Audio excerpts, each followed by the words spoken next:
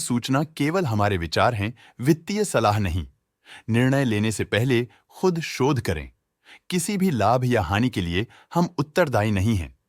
आज हम देख रहे हैं ज्योति स्ट्रक्चर्स लिमिटेड के 2024-25 Q3 की consolidated financial performance. Starting with the sales, पिछले क्वार्टर से सेल्स में 28% का इंक्रीज हुआ है। कंपनी को मॉडरेट ग्रोथ का अनुभव हुआ, जिसमें सेल्स पिछले साल के मुकाबले 2.46 गुना बढ़ गई। Expenses 24.5% quarter on quarter increase हो गए हैं, जो साल भर के 108.5% के राइज के साथ अलाइन करता है। क्वार्टरली एक्सपेंसेस के कंपैरिजन में सेल्स इंक्रीज होना दिखाता है कंपनी ने अच्छा परफॉर्म किया। ईयरली कंपैरिजन दिखाता है कि कंपनी ने इस साल अपनी परफॉर्मेंस में सुधार किया है। कंपनी का operating profit performance highly positive रहा, जो पिछले साल के मुकाबले अप्रॉक्स 4 गुना ज्यादा रही।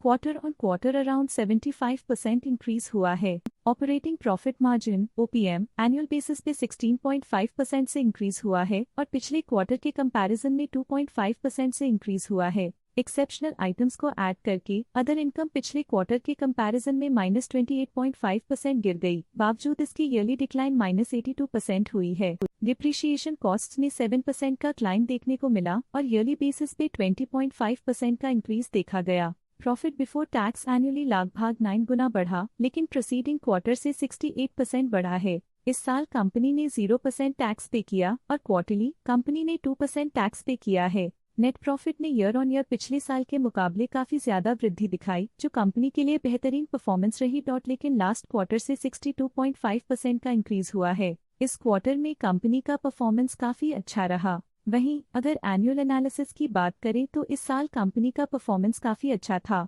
अर्निंग्स पर शेयर EPS ने साल भर में पिछले साल के मुकाबले काफी ज्यादा ग्रोथ देखी, जो कंपनी की स्टेलर परफॉर्मेंस को दिखाता है। लेकिन क्वार्टरली में 62.5% की बढ़ोतरी भी नजर आई। इस क्वार्टर में कंपनी का EPS काफी अच्छा रहा।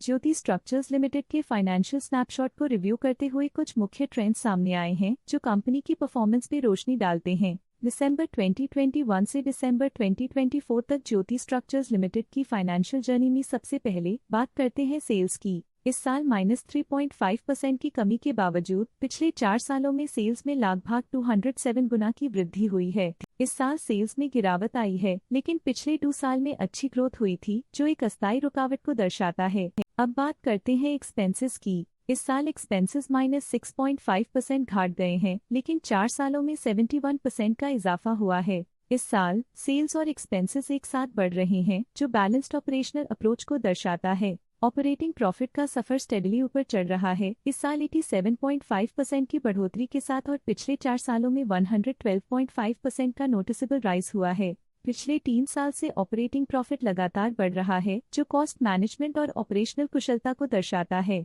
नेट प्रॉफिट का सफर ऊपर की ओर चल पड़ा है। इस साल 86% की चढ़ाई के साथ पिछले 4 सालों में 103% की शानदार वृद्धि हुई है। पिछले 3 साल से नेट प्रॉफिट लगातार बढ़ रहा है, जो फाइनेंशियल हेल्थ को मजबूती देते हुए इन्वेस्टर्स का ध्यान आकर्षित करता है। इस साल EPS ने ऊंचाइयों को छुआ है 58.5% की वृद्धि के साथ, जो पिछले 4 सालों में 100.5% की मजबूत वृद्धि पर आधारित है। पिछले 3 साल से अर्निंग्स पर शेयर EPS में लगातार इजाफा हुआ है, जो प्रॉफिट ग्रोथ को मजबूती देते हुए शेयर होल्डर वैल्यू को बढ़ा रहा है। चलिए अब बात करते हैं शेयर होल्डिंग पैटर्न की।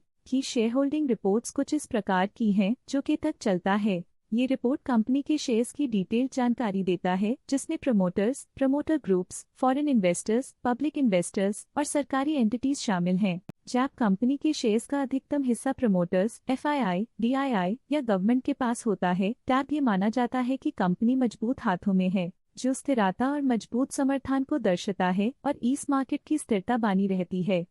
ये था कंपनी का करंट शेयर होल्डिंग पैटर्न। आज के लिए फाइनेंशियल सेक्टर में इतना ही। देखने के लिए धन्यवाद।